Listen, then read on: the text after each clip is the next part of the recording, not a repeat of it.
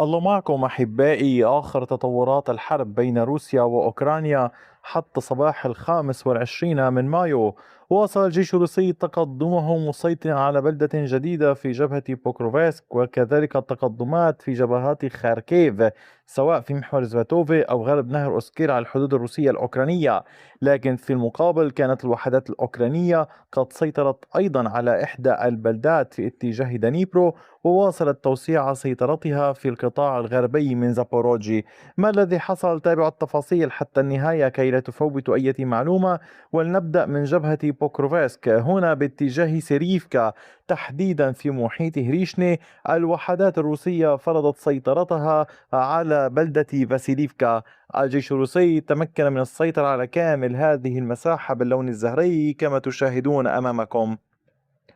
عمق التقدم للوحدات الروسية بلغ 1.14 كيلومتر، وأيضا بعرض 1.13 كيلومتر. على طول المنطقة هنا تتحرك الوحدات الروسية بقوة منذ الأمس. كما أشرت لكم في الفيديو السابق، تحاول القوات الروسية اقتحام ميرني. هنا هذه البلدة محمية بخنادق مضادة للدبابات عند هذا الخط الأزرق، وتحاول الالتفاف على البلدة من الجهة الشمالية.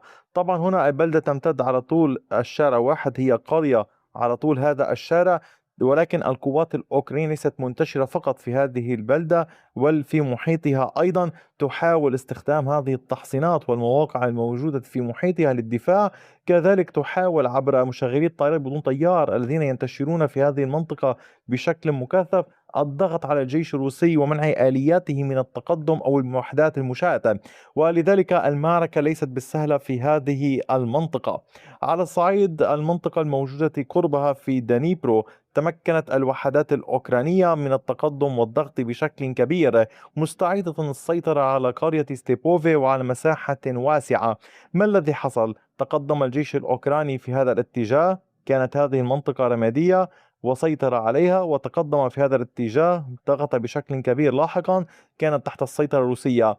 الجيش الأوكراني تمكن من التقدم على كامل هذه المساحة. نتحدث هنا تقدم بعمق أكثر من كيلومترين وامتداد بأكثر من 4 كيلومترات ونصف. نجح الجيش الأوكراني في السيطرة عليها. الوحدات الأوكرانية لم توقف هجومها، بل لا تزال الوحدات تهاجم بشكل كبير باتجاه بيريزوفي، تحاول استكمال السيطرة على كانيفسكي والسيطرة على اتجاه نوفوميكايليفكا. ولكن الضغط الأكبر بات الآن أكثر باتجاه فيربوفي.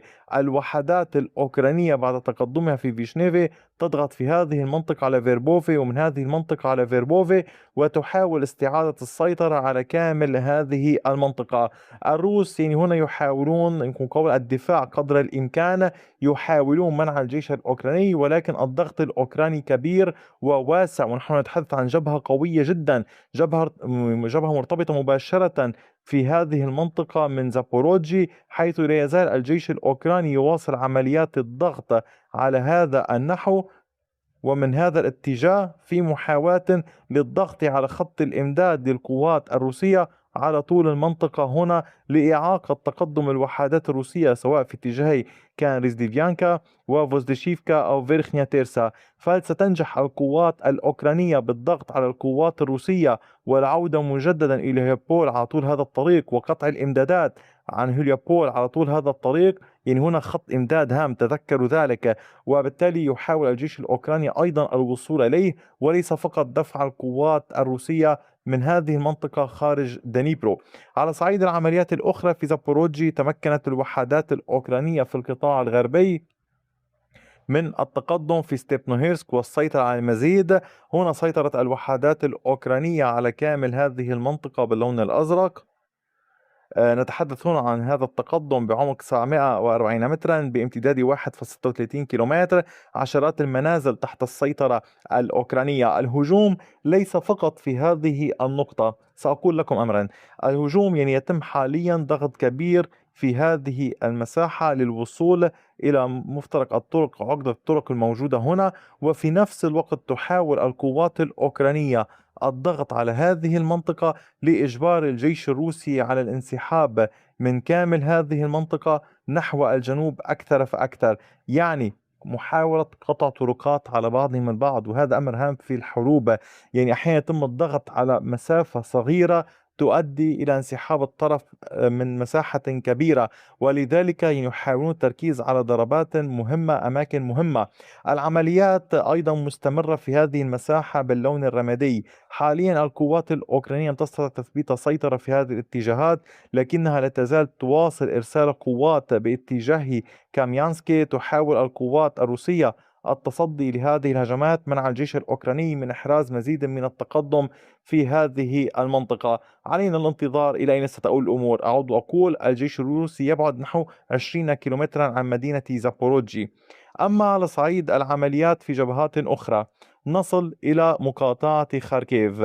في مقاطعة خاركيف في محور زفاتوف، هنا الجيش الروسي يواصل التقدم تحديدا باتجاه بوروفا. في هذا القطاع، قطاع بوروفا، الجيش الروسي يوسع سيطرته في بلدة نوفو بلاتونيفكا. تقدم الجيش الروسي على كامل هذه المساحة باللون الزهري التي تشاهدونها أمامكم. عمق التقدم بلغ تقريبا نحو 1.45 كيلومتر بعرض 760 مترا كحد أقصى. على طول المنطقة هنا تحاول القوات الروسية إغلاق منطقة العمليات. هذا ما المقصود بذلك؟ أولا يحاول الجيش الروسي مجددا السيطرة على كامل هذه المنطقة والوصول إلى النهر على طول هذه المساحة. لماذا؟ لأنه هذه المنطقة يعني تقسمها أفرع النهر إلى أقسام كحدود طبيعية، وبالتالي يحاول كل طرف أن يجعلها منطقة خالصة تحت سيطرته. يعني يحاول الجيش الروسي كما قلت لكم السيطرة على كامل هذه المنطقة ووصول إلى حدود هذه المنطقة والسيطرة على بوروفا. ونفس الأمر يقوم بها الجيش الأوكراني. الجيش الأوكراني يعني قلت لكم يحاول الدفاع واستمرار عملياته في بويزلافكا، والجيش الروسي كان يحاول استعادة السيطرة الكاملة على زهريزوفي وقطع الإمدادات عن بويزلافكا. لذلك العمليات في هذا الاتجاه قد تخدم الجيش الروسي الذي يحاول التقدم باتجاه البلدة من زهريزوفي. وكذلك الأمر محاولة السيطرة على المنطقة هنا ستجعل الجيش الروسي ينتقل وينقل العديد من قواته إلى اتجاه بوروفا أكثر، حيث لا تزال الاشتباكات مستمرة. أتمنى أن تكون الصورة واضحة كيف يعمل الطرفان في هذا الاتجاه. أما على يمكن قول الجهة الأخرى من خاركيف تحديدا باتجاه الحدود الروسية الأوكرانية، عاودت القوات الروسية شن هجمات مضادة في المنطقة في محاولة لاستعادة ما خسرته قبل وقت قريب. الجيش الروسي تمكن من استعادة السيطرة على نصف قرية أودرادني على كامل هذه المساحة باللون الزهري التي تشاهدونها أمامكم بعمق 860 مترا بامتداد كيلومتر ونصف. سيطر الجيش الروسي على كامل هذه المساحة.